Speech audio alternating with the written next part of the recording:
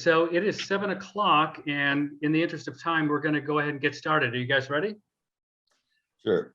Yeah. All right. So good evening, everybody. Welcome. Thank you for joining us for this evening of Artist Spotlight with Thomas D. Mangelsen and Kent Ullberg, artist and conservationist.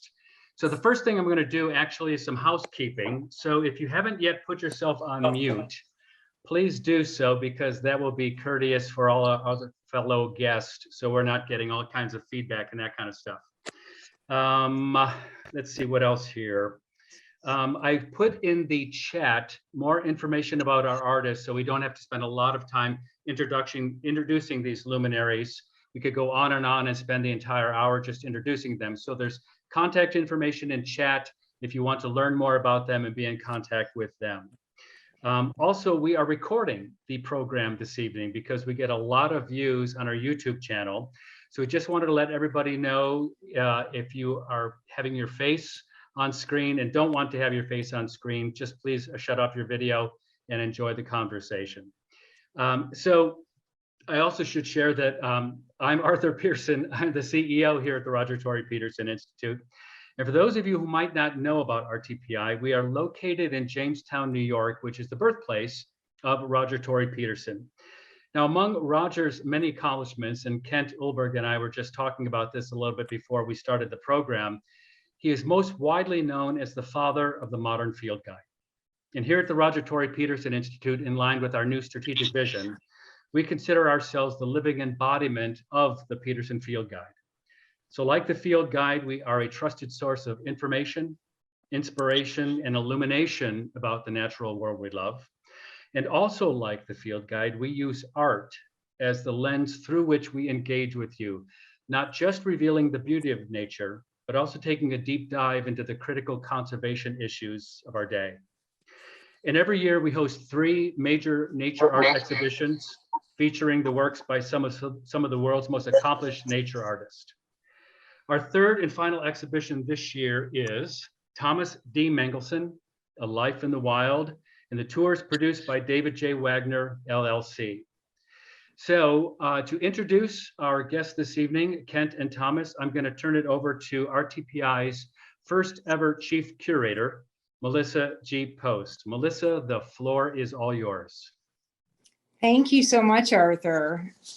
And thank all of you for joining us. Tonight, we welcome these two renowned wildlife conservation artists, Thomas D. Mangelsen and Kent Ullberg, have joined us to discuss their artistic journeys, commitment to wildlife conservation, shared passion for birds, and unique connections to Roger Tory Peterson. Thomas D. Mangelsen is an American nature and wildlife photographer and conservationist. A resident of the greater Yellowstone ecosystem, he has documented the area in and around Jackson, Wyoming for over 40 years. He has been a vocal advocate to keep the Yellowstone area grizzly bears on the endangered species list, a founding member of the International League of Conservation Photographers, co-founder of the Cougar Fund, and a member of the International Advisory Council for the Jane Goodall Institute. Thomas has received numerous awards and trekked to all 7 continents to photograph an astounding array of nature and wildlife. In so doing, he has opened our eyes to nature's sentience and grace. His 1998 photo, Catch of the Day, has been hailed as the most famous wildlife photograph in the world. A native of Sweden, Kent Ullberg lipstick is recognized as one of the world's foremost wildlife sculptors. Following an international museum career, he pursued his passion for animal realism, sculpting monumental works for museums, corporations, and municipalities around the globe. His work has been exhibited at prestigious venues, from the National Geographic Society in Washington, D.C., to the National Gallery in Botswana, Africa, and resides in numerous permanent collections, including the National Academy in New York City, the National Museum of Wildlife Art in Jackson Hole, Wyoming, and the Museum of Natural History in Gothenburg, Sweden. As an individual who has made lifetime or extraordinary contributions to the artistic interpretation and preservation of wildlife and its habitat, Kent was awarded the National Museum of Wildlife Art's prestigious Rungius Medal, joining luminaries including Jane Goodall, E.O. Wilson, and Roger Tory Peterson. Please join me in welcoming these two remarkable artists.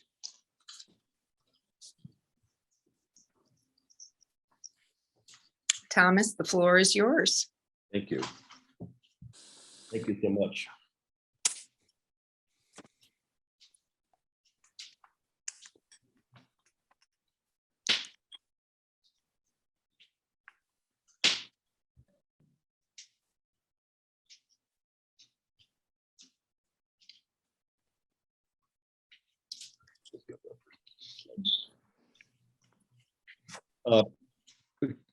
I had the privilege of meeting Roger in 1995 at a photo conference in Florida. And after the conference was over, we went to Ding Darling Refuge, just south of Fort Myers, where the conference was, and with his wife Virginia. And we went to Ding Darling, which a lot of people, it's one of the most famous national wildlife refuges in North America and probably the world, but I know Roger spent a lot of time there. But it was so much fun to see Roger in action. When we pulled up, I was following them down there, and Roger jumped out of his car and went over to some backwaters, a little estuary where the tide was coming in, and there were some hundreds of egrets and herons and other water birds coming in to get the flood of minnows. And he was so excited. He was fumbling with his tripod and kind of scooted up to be honest. But I don't know what happened. But Virginia said, "Tom, would you please go help Roger? He's getting really frustrated with his tripod." And he had a long lens, like a 600 millimeter, and I didn't have any tools or anything in it because I didn't realize a couple of his tripod legs were screwed up. And so I ran to the guy next door and I said, "Do you have a pair of pliers I can tighten these things?" And more birds were coming in, and Roger was getting more frustrated. Anyway, I got the tripod set up and got the 600 on it, and then more birds came in. They were so close we didn't really need the tripod. And then right afterwards, this is sort of the scene with, you can see the egrets, there's snow egrets and great egrets, and in different places there's herons and stuff. And so this is kind of after the frenzy of birds. They come in as the tide comes in, and within 10, 15, 30 minutes, the tide goes out, and then the birds are all able to catch, the outgoing tide and the minnows and the fish and stuff. And while I was standing there, he was talking to Roger, we're still looking for potential photographs, and these two women were next to us, and they were debating about what a particular bird was. And one said, "Well, it's an anhinga." The other one said it's a cormorant. And Roger says, "Well, ladies, it's an anhinga." And they looked at him like, "Well, sure, great, of course. What would you know about birds?" That was their expression. They didn't actually say that, but he said, "I wrote the goddamn book, ladies." And they were looking at the bird book, which is, of course, this book. And they still didn't believe him. And so they looked like, "Sure." And there was one of the most rewarding and fun times when he said, "I wrote the book."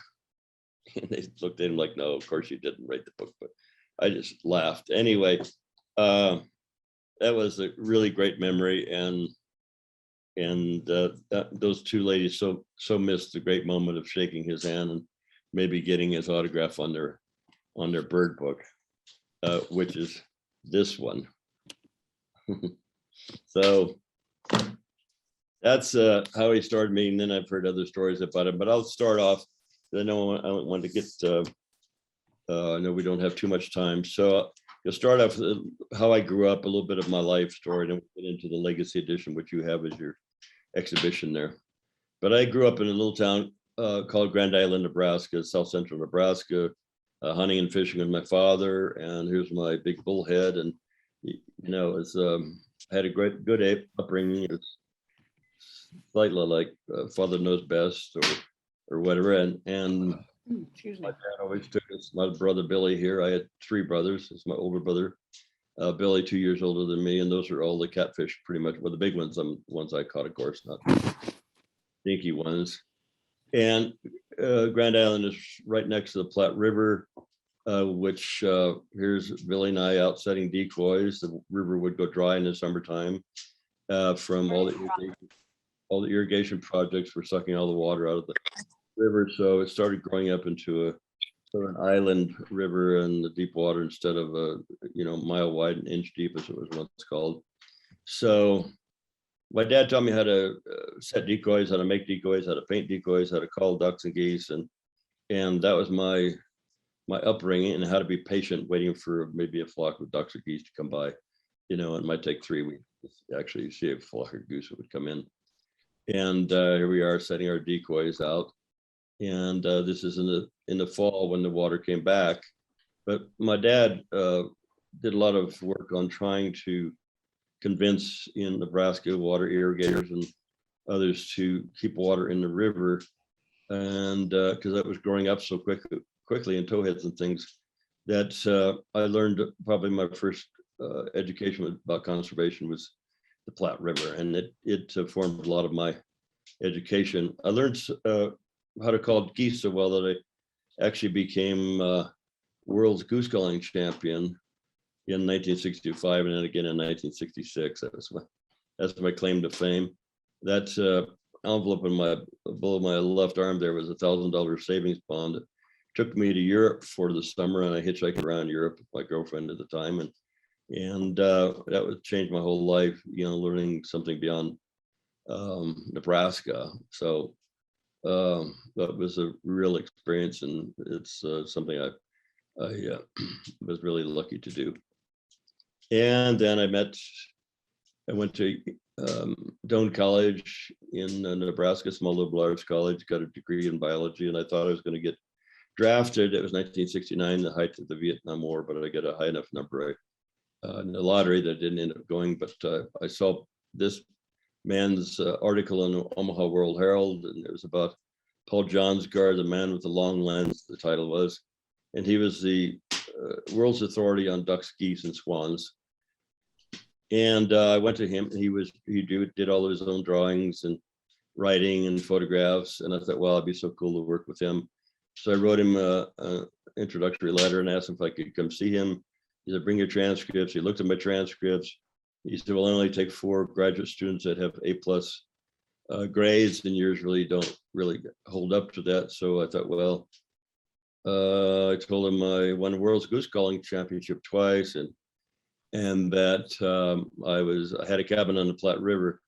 He wasn't too impressed with the world's goose calling thing, but the Platte River cabin, he'd always wanted to spend time in the Platte, and he was from North Dakota, and so that convinced me. He said, well, we do make exceptions. So we were friends still. Well, he passed away last summer, and we were friends for 53 years or so, and he's a man who really changed my life to do what I do now.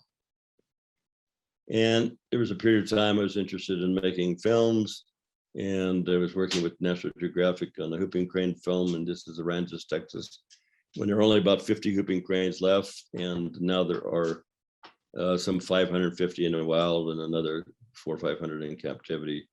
But the film is called Flight of the Whooping Crane, and I loved filmmaking. Another film called Cranes of the Great Wind, which Paul wrote, and I did it for BBC and the PBS Nature. This is the first limited edition print I ever made with Paul. Actually, it was a Canada goose flying, and I started making prints instead of doing educational films. I started going into more printmaking, limited editions. My first gallery in Jackson Hole and it was very small, 300 square feet. And I learned how to, I thought I'd make prints like Roger was at one time, and Owen Gramy, who was my mentor, and later gallery, which I have now. And I met Owen Gramy, who was one of the first one of the old master painters. He was a colleague of Roger's, and also a mentor of Kent's. And Owen Gramy's granddaughters, who worked for me, one worked in the gallery, one worked in my office. And Roy Gramy, who's Owen's son, had worked with me, and he introduced me to Owen, and then his girls, and later, 25 years later, they were working for me, and they said, well, you have to come see Kent because he has a show at the National Wildlife Art Museum, and Kent's a fan of your work, and which I had no idea. And my grandfather was, Owen Gramy was also his mentor. So Kent and I met and became almost immediate friends, and mutual admiration society between the two of us. And meeting Kent was another incredible human being that I've been inspired by, and we've had a lot of laughs and drank a lot of wine over the years and learned a lot about each other. And thank you, Kent, for being here, and I'm in really great company. The elephants are indicative of Africa. I think every artist, photographer, filmmaker always wanted to go to Africa. And this is one of my early pictures when I was trying to do video and stills and medium format and wide format. And I think of this when I heard the story about Roger, that he could never make up his mind between Canon and Nikon, and he would buy the whole works. So maybe he inspired me to buy all these cameras. I'm not sure. One quick story about Dan Gurvich, who was a dear friend of Roger's, was telling me a story. Dan was probably the most prolific polar bear photographer, but he said he was with Roger one time at this sewage ponds in Texas, and Roger was kind of waiting out and to get a picture of a bird, and his whole camera, 600 millimeter, everything flipped over into the water, and he had to dredge Roger and his equipment out of the pond. And I can never, it's the kind of shit I do. Anyway, it's fun. So this is some of the beginnings of this, where I grew up, Nebraska, where I love to learn about birds, and where Paul would come out, and I study birds with Paul, and some 600,000 sandhill cranes come through there, along with 9 or 10 million geese and ducks. Last week, there were 24 whooping cranes very near here. This is just in front of my back of my cabin I grew up in. And 24 whooping cranes were actually more cranes than existed in the 30s and 40s. There were only 15 left at that point. And a friend of mine sent me a picture of 24 whooping cranes in one flock on the river. And I so wanted to be there, but I was infatuated with this bear I've been following for 15 years. But it's amazing what's happened. It's a great story that they've been basically on the endangered species list and saved. It just shows Jane Goodall has come out for the last 20 years almost, except for last year with COVID, of course. But this is a respite for her, and it sort of generates her. And I've been very lucky to get to know her, and also incredible inspiration. So this is one of my early pictures that's in the Legacy collection, a pair of kestrels, and they were in the Lamar Valley on May 5th. And this little male on the bottom, it chased off a red-tailed hawk, and basically grasped another male kestrel and took it to the ground, and it caught a mouse for its mate above it. And I realized that when I got back in the car, that I had double exposed 2 rolls of film, and my heart sank because I knew I had a lot of really good pictures of this male mantling another one. And anyway, I realized also I had one other roll of film. This is one of the survivors, I should say, but became pretty much my most favorite. catch of the day, as Melissa said, has become my sort of iconic picture that Tom took. I saw this pictures on a airline magazine in Alaska, and I'd seen a lot of movies and had other pictures taken at Brooks Falls on the Katmai Peninsula, and I'd never seen one with just a fish immediately going into the mouth of a brown bear. I was actually working on that one of the crane films, and I diverted for a few days, about a week actually, and I'd call the park to see if they had any, what I had to do to come there, and they said, well, you need a campsite or you need a room at the lodge, and they're both filled up. And I asked the ranger, I said, is there any chance of coming at all? And he said, well, there's one spot that nobody else wants because it's right on the bear trail. And not knowing a hell of a lot about bears at that time, I said, I'll take it. And so I went and got a tent and sleeping bag and some freeze-dried food. And then I spent 7 days there. And all I focused on was this, image in my head. And when I didn't, if I actually got it or not until maybe 6 weeks later after it had been developed, I got home from Alaska. So it was some luck and a lot of time spent. And then I went to Churchill, Manitoba to photograph polar bears for a book I was working on called Images of Nature. And I needed a picture of polar bears because it included the Arctic, and you can't do a book without polar bears. If you have a chapter about Arctic, it's called Polar Dance, and it's the cover of the book. Named Polar Dance. And this is one of the last years I was there about 10 years, from the mid 80s to late 90s. And this is kind of the epitome of the kinds of photographs I like to take. A landscape that says to me, this is where polar bears live. Wind blowing, sunset, setting, a little Arctic fox who follows polar bears for the winter as his companion. The fox benefits from the polar bears killing of seals. And if, now with global warming, climate change, this kind of scene is becoming less and less, as everybody knows.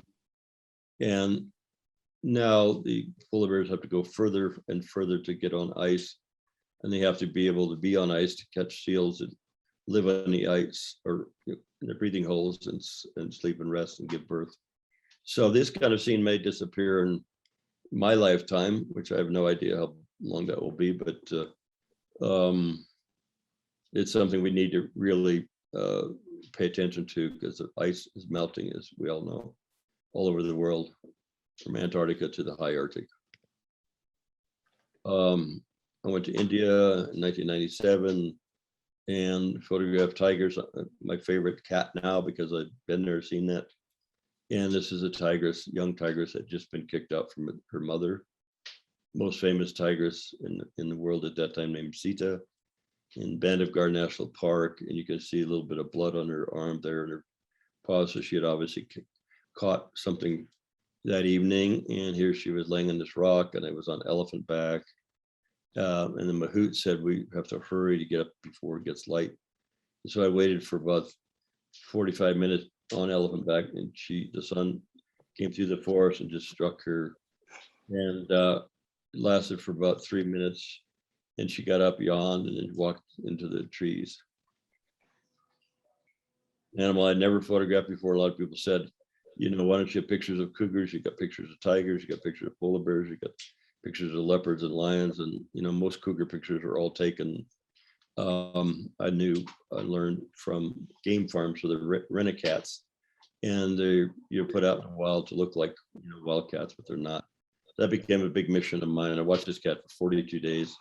Finally did a book about her and the importance of cougars in the landscape. And after that, they often get shot, and there's about 11 or 12 states cougars for sport, and leave the young often orphaned, because the young are dependent on the females for up to 2 years. And so I founded a Cougar Fund with a friend of mine, Cara Blesley Lowe.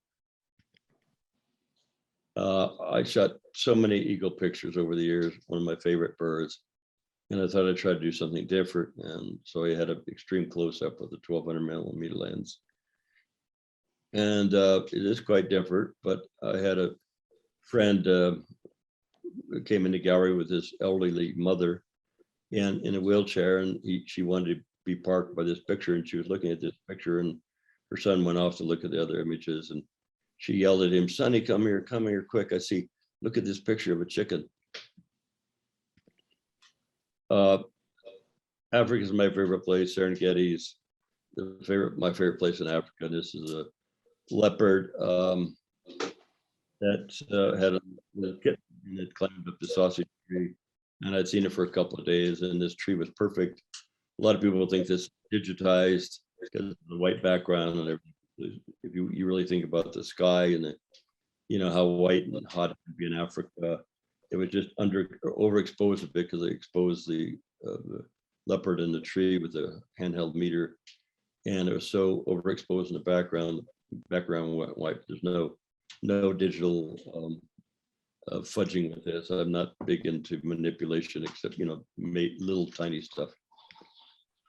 A gorilla in Rwanda. I went there twice with a friend of mine, Howard Buffett, and he'd spent a lot of money in helping gorillas in Rwanda. And the first trip I went, I realized I hadn't really shot any good pictures of gorillas, the silverbacks, and you only get 1 hour per day. We were there for like 5 days each year, and I thought I'm just going to concentrate on silverbacks, and that's kind of how I work. I concentrate on certain animals.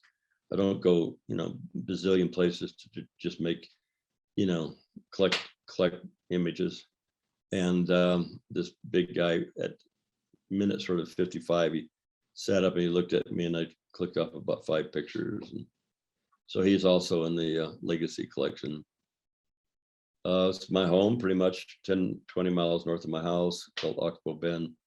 Probably the most prolific biodiversity place in the lower 48 states. And we were there today looking for bears with my nephews and my assistant. And I took a photo class up there, and after about 10 o'clock, they were ready to go eat breakfast. And it was such a beautiful day with the great aspens. And this color was not a normal year for aspens. And they said, "We're going to go eat breakfast." And I said, "I'm going to stay. Anybody want to stay?" And they said, "No, we're going to have breakfast." So I went back down to the shoreline, and this eagle was chasing an osprey that had a fish, and the osprey dropped the fish in the water, and the eagle was banking. And right at that split second, I clicked the shutter, and the fish, the osprey probably broke his air bladder, and neither one of them, the story is, got the fish. This is the first pack of wolves that were introduced into Yellowstone. Most of you heard about that, I'm sure.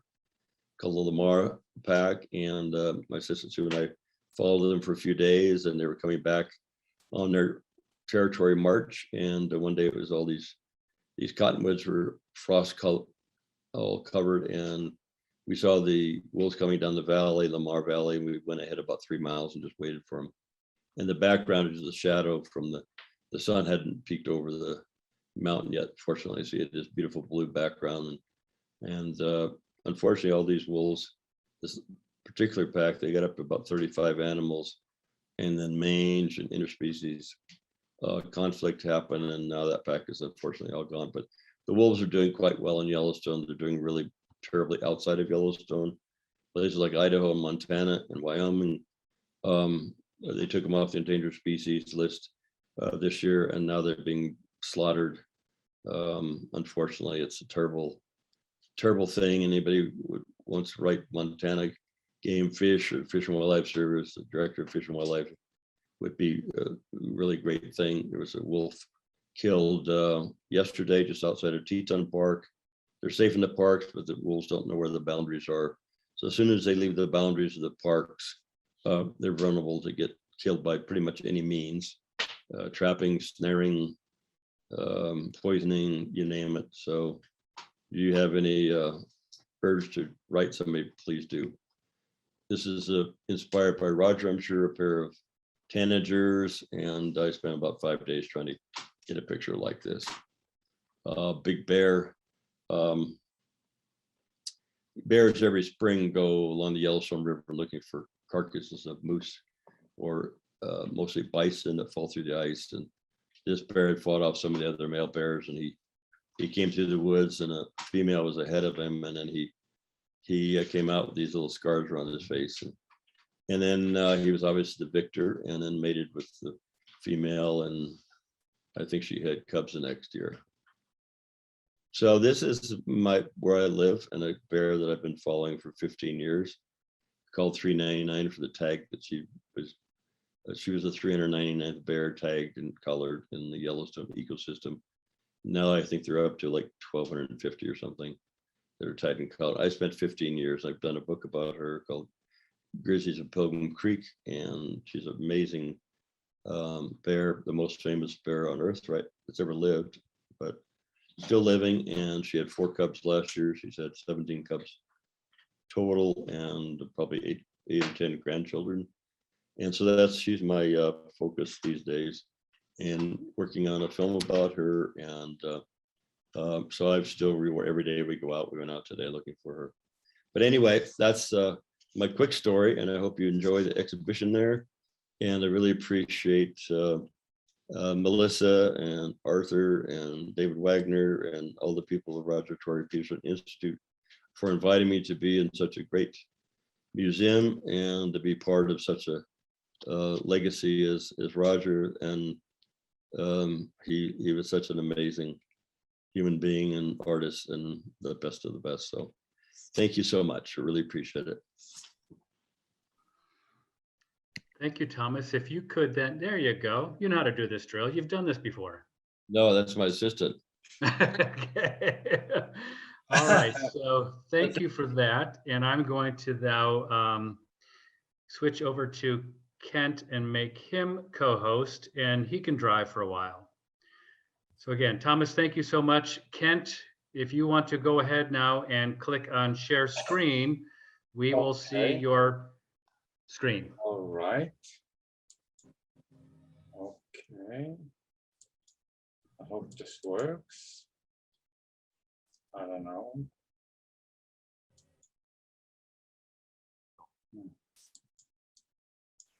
No. As typical, of course. Very typical.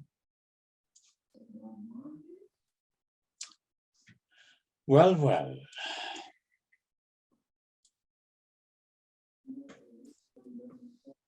Do you see my share screen?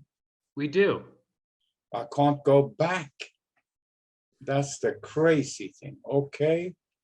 I mean, it is nuts. Okay. Well, do you see the full share screen? We do. And yes. How do I go back? Because the most important picture I have. Okay, I'm going to stop share screening. Okay. Okay. And start over again. Okay. Okay. Okay.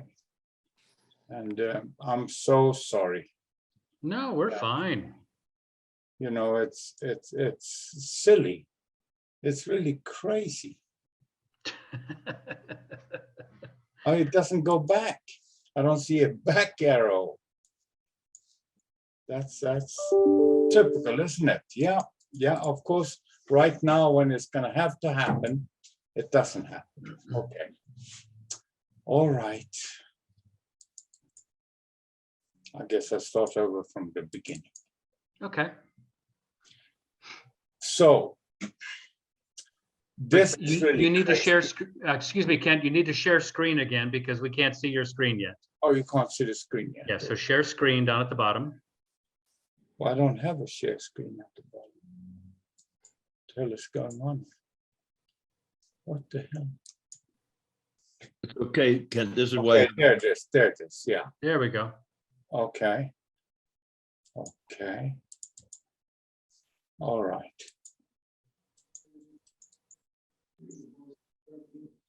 And now it's a share screen, right? Yes, so we can see all Okay. the images. Yep. And this, yeah, but how do I get the next image? I don't see an arrow anywhere.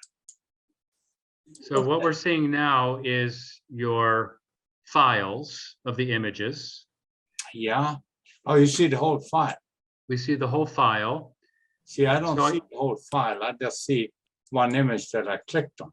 You see Oh, the really? whole file now. Here's the file. Okay. There you go. If you But double the click there, Okay. Do you see the picture now? Or is it still the file? still the files. Jesus Christ. Oh God, you don't see the image.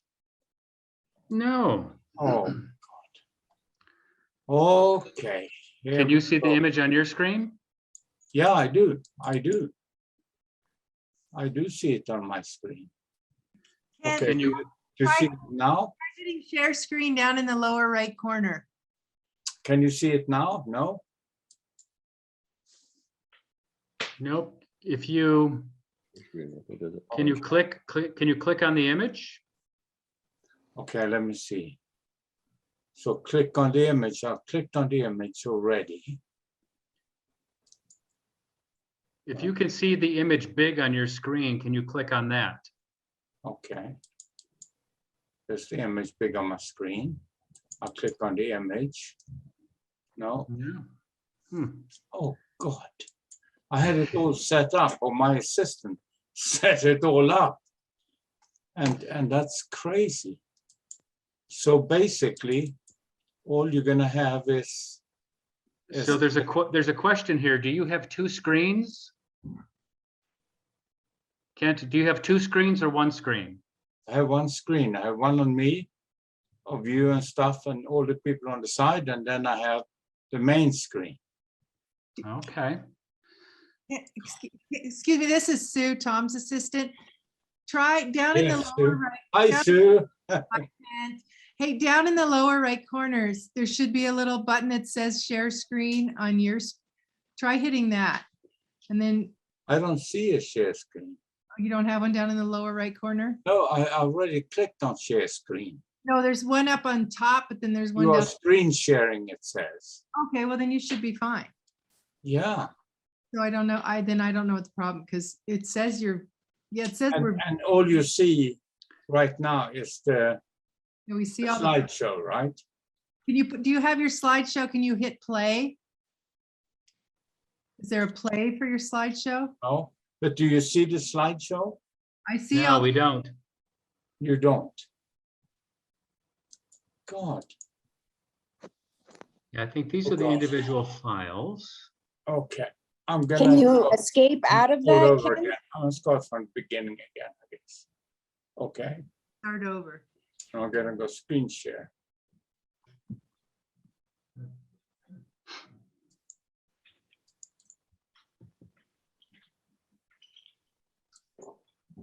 You see my slide gang now? Nope. So screen share at the bottom. Yeah, share screen, yeah. Yep.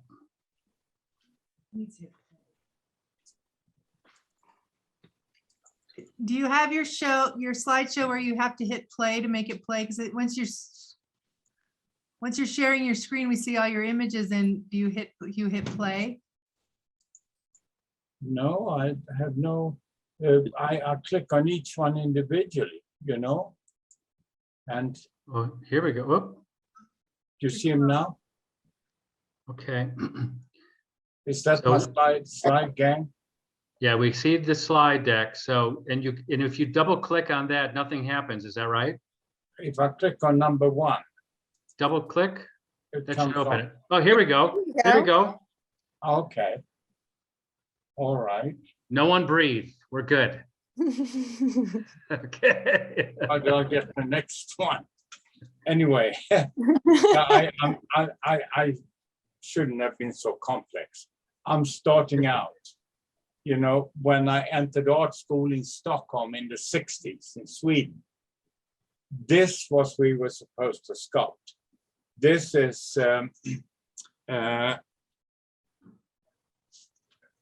Mark de Suvero, and he was abstract expressionist, and he was bought by the Modern Museum of Art in Stockholm when I entered art school.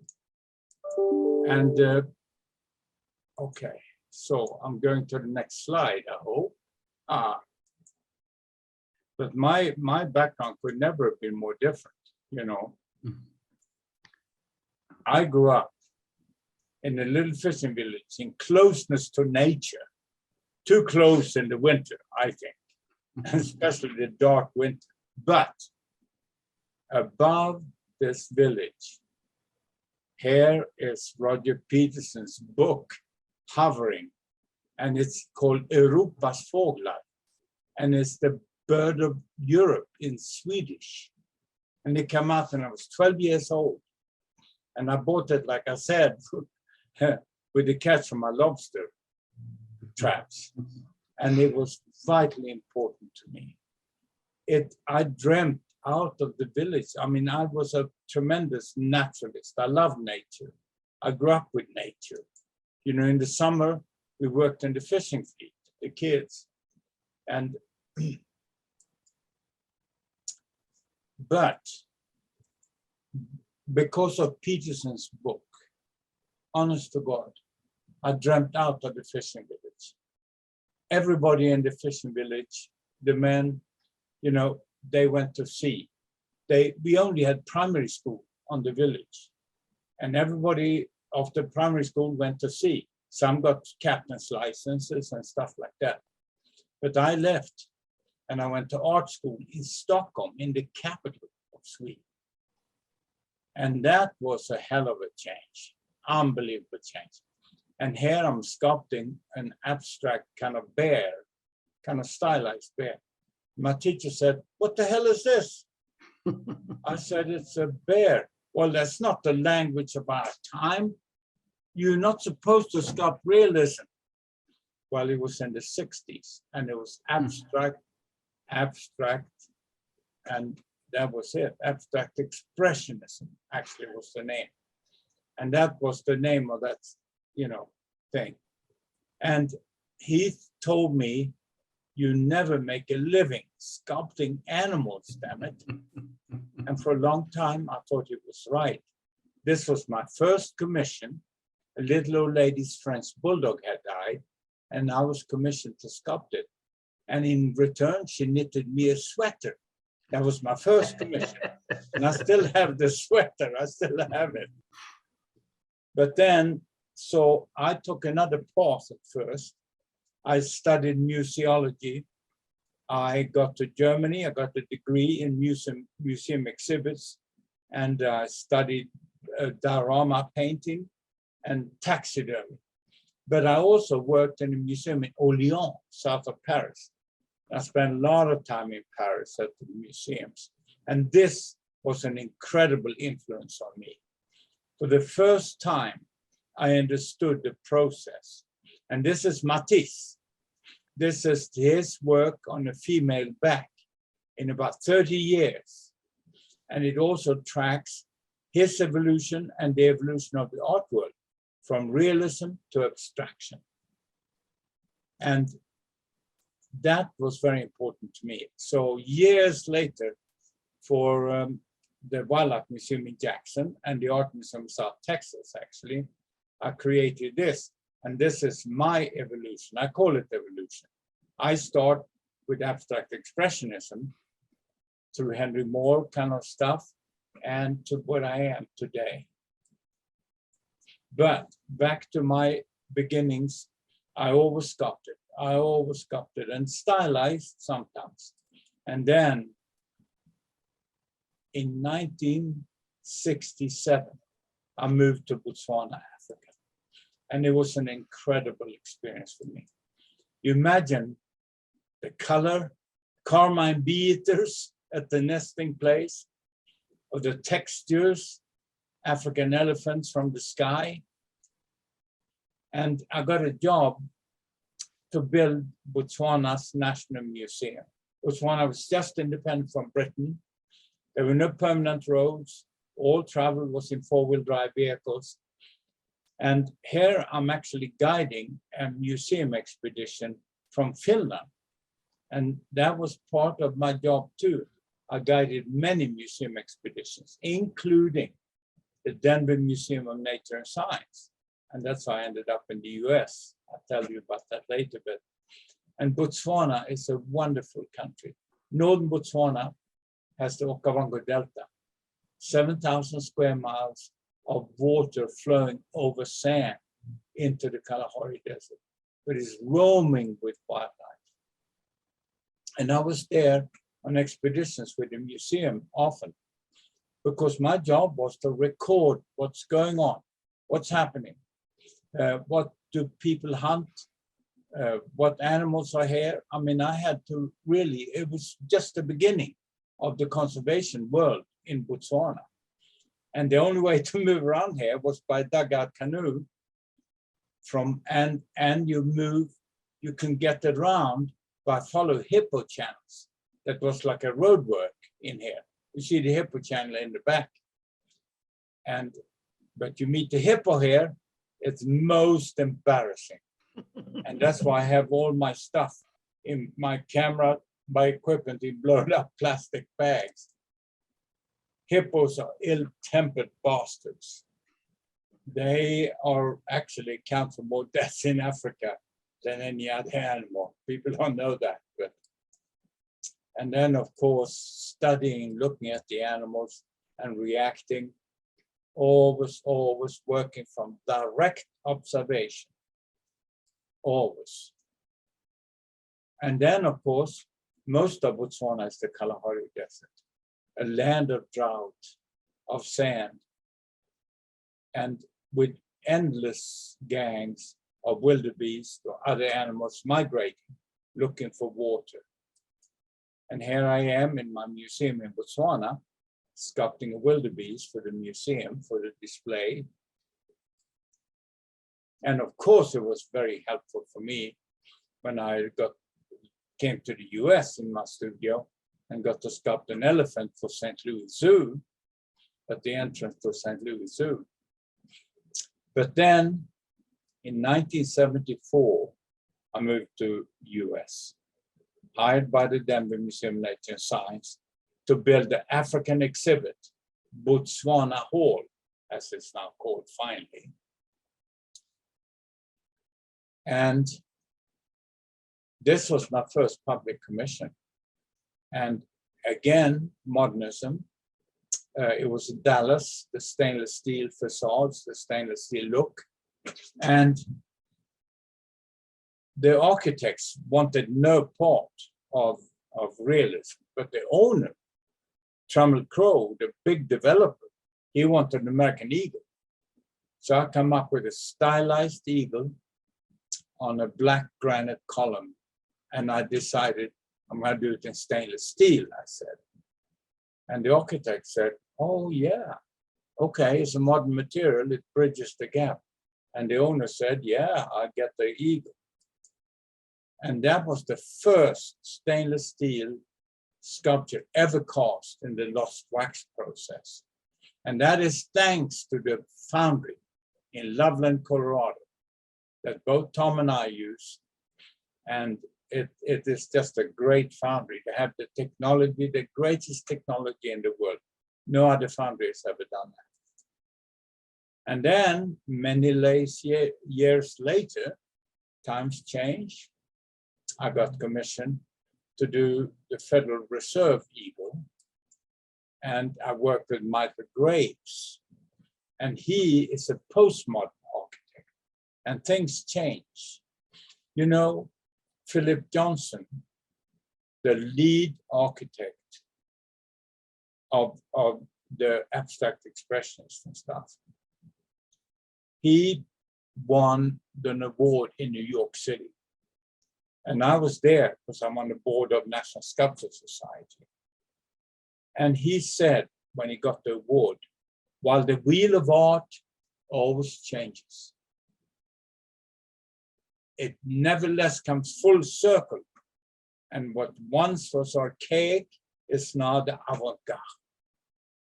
And by God, I almost fell off my chair. I thought I wasn't born too late after all. And then Michael Graves, much later, created the Federal Reserve Bank. And you know, it's classical. And he had the eagle, and here's the dedication with Michael Graves, by that time in a wheelchair. He was unwell. And, you know, in Sweden, I have created a lot of work too, since I came to America. And this here, I just want to show you quickly. This is kind of an interesting project. And it was a government building with a strange elevator shaft sticking in. And it went way below ground, because the government has all sorts of hidden stuff there. But I was asked to do something with this tight, narrow space, and to make something out of that bloody elevator shaft, the back sticking in. So I decided to sculpt a rock face in concrete directly on the elevator shaft, working, hanging from a glass ceiling. And then I installed an eagle, a sea eagle. And also part of the work was standing on top of a freight elevators running alongside. And then I painted an eagle shadow. Eagle is flying over the ceiling and throwing a shadow to get the consciousness out of this terrible tight space. And here's another eagle, Texas A&M University. And then, of course, hi, Tom Mangelsen. This is in Jackson Hole. There was the first public sculpture in front of the Wildlife Museum of Jackson. And I call it, you know, they're looking for sockeye. Yeah. And I've done a few figurative sculptures. Now, I love nature, and that's my passion. But I used to sculpt portraits when I couldn't sell my wildlife sculptures, when I needed income. But here, this I really love to do. It's for the Performing Arts Center of Texas A&M University, Corpus Christi. And I love the folklorical dance of the Hispanic dances. It looks like a seashell. And it's a performing arts center. So it's dance, music, and where its place overlooks the bay of Corpus Christi. And I call it Dansa Mar, Dance of the Sea. And then I was commissioned to do a Jesus statue, the namesake of my hometown, Corpus Christi, the body of Christ, a 15-foot figure. And that was a great honor, great honor. But we moved to Corpus Christi, Texas, 43 years ago. And the marine environment is a constant inspiration for me from childhood on. And of course, research. Oh yes, you have to catch fish to research and measure and stuff. And fish all over the world. But also I'm a diver. And here am I with a sailfish in the water. And it's really exciting. Look at the shapes underwater, it's fantastic. And it inspires sculptures. There's the first public sculpture in downtown Corpus Christi. And here it's the same kind of design, but more abstract in Stockholm, Sweden, much, much bigger. And here is smaller, and an island in Denmark as a sailor's memorial. And of course, Texas State Aquarium, I sculpt herons. I sculpt what I see, you know, and the whooping cranes. They winter near where I live, and it's fantastic. And this was done for the National Wildlife Federation in Washington, D.C. And I like to step back just a little bit because I sculpt all sorts of animals. And I was commissioned to do a reconstruction, the first reconstruction of dinosaurs, the raptors especially. And they were discovered by Dr. Ostrom. And he and I worked together to reconstruct this. That was the first three-dimensional reconstruction. And it's for Philadelphia, for the Academy of Natural Sciences. And Dr. Ostrom did not name it raptors. He named it Deinonychus antiropus, which means the terrible claw counterbalanced. And so I created a claw shape And by the way, when they did Jurassic Park, the animator there asked if you could have my drawings. He said, old friend of mine, of course. I sent him my drawings. So when people see this, they think I got it from Jurassic Park. And here I'm installing it just one block away from Mark de Severo sculpture. That's just a block away from here. Remember the similar sculpture to what they bought in this museum in Stockholm. So times have changed. And I got to do many, many public monuments. This is one of the world's biggest marine. It's 36 foot tall, and it's of sailfish, called Sailfish in 3 Stages of Ascending. And like I said, I never sculpt something I haven't noticed, I haven't lived with, seen. And I was on a shark dive with my friend Guy Harvey, the great marine biologist and conservationist. In Bahamas, we dived, and here's a tiger shark, a giant female, 400-500 pounds. And she bumped me from behind when she swam by me. So the bubbles you see here are Swedish curses, okay? Yeah. But what a great use when I sculpted the sculpture for OMA, for the university, and in Fort Lauderdale, that have the shark as the symbol. Yeah. And here it is totally installed. And on the other campus in Miami, I created the underground shark. And they, opposing teams, better watch out, because we never know when it's gonna pop up. And then the city of Omaha, Nebraska, commissioned one of the greatest sculptures ever created, I think, in wildlife. We turned a dirty park full of beer cans and stuff into an urban park.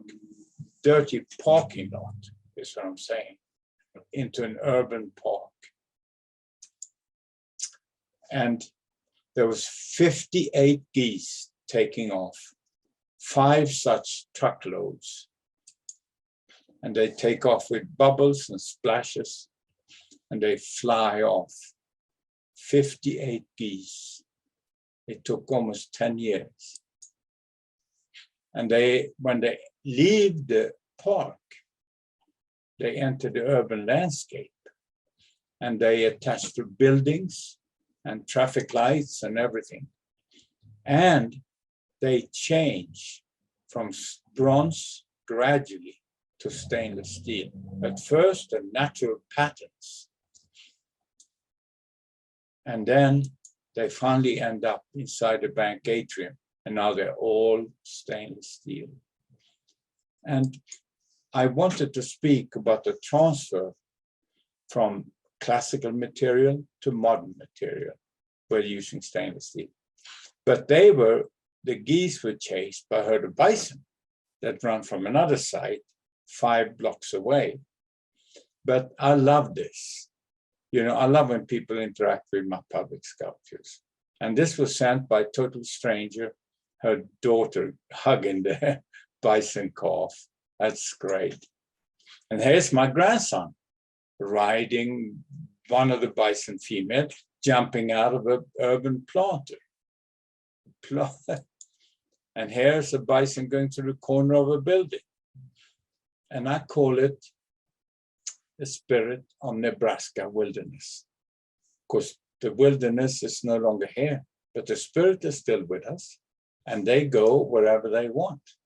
And this, by the way, Omaha, is our special guy, Tom Mangelsen's hometown too. He grew up here.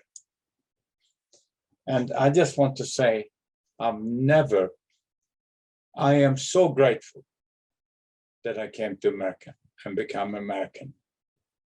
No other country would ever commission a work like this with this kind of subject matter. And it took 10 years, and it was 9.5 years, yeah, and it was $4 million. And I'm so bloody proud, and thank you. And I'm also very proud of the Denver Museum of Nature and Science that brought me to the US. And not too long ago, I was commissioned to do a mastodon reconstruction for the museum in bronze, 19-foot mastodon. But this is now a Swedish cowboy riding the mastodon. And I'm just going to finalize by talk a little bit about Roger Tory Peterson. I moved to Corpus Christi, Texas, and I live on a canal, and I have a big boat. And Roger came to visit me many times. And we go bird watching, and of course, we run by the boat up to the whooping crane in Rockport, you know, and where the whooping crane winters, and we can see him right there, but from the boat. It's much closer than from any other observation place. But I want to tell you, the first time Roger came out with me in the boat, and we went under the bridge that goes to the island. And a little feather, as we come under the bridge, feather kept dropping down. And Roger said, "Oh, hey, that looks like a wading bird feather, yeah." And he identified the species. We didn't settle on a date. I'm worried about. And then he said, "There's a peregrine here somewhere." And I said, "How do you know?" And we looked and looked, and around the corner, there was a peregrine sitting, plucking. Yeah, plucking a bird. And it was like it sent down a greeting to the greatest bird ever from Roger to Roger. And I won an award at the Leake Woodson Art Museum as a master bird artist. And who gave me the award? Roger Tory Peterson, my master. I love that man. And when Roger died, I was asked to do his memorial sculpture. And of course, the king penguin was his favorite bird. He was the king of birders, after all. And I call it King and Air.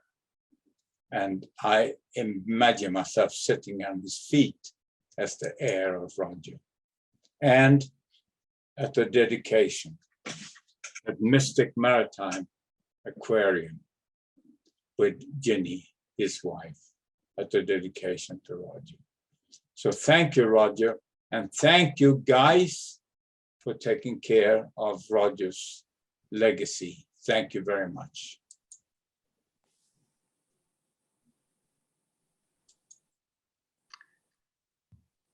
Kent, Thomas, thank you ever so much. So I'm going to ask Melissa to weigh in here and with any final remarks.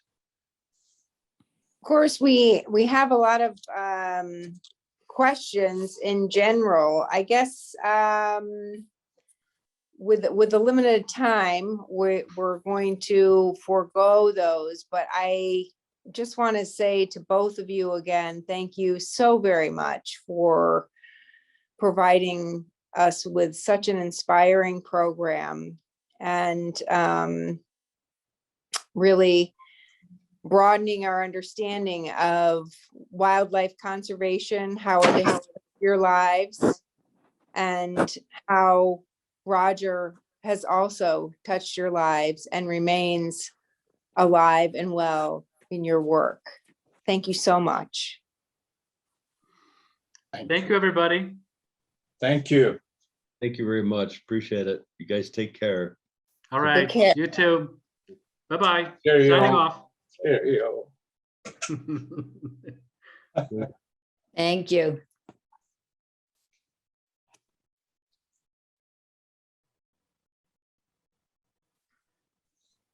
Kent, thank you so much. I look forward to catching up with you more. I so very much enjoyed your stories. Same with you, Thomas. We look forward to being in touch very soon. Thank you. Thank you very much, my friend. All righty. Take care. Tack.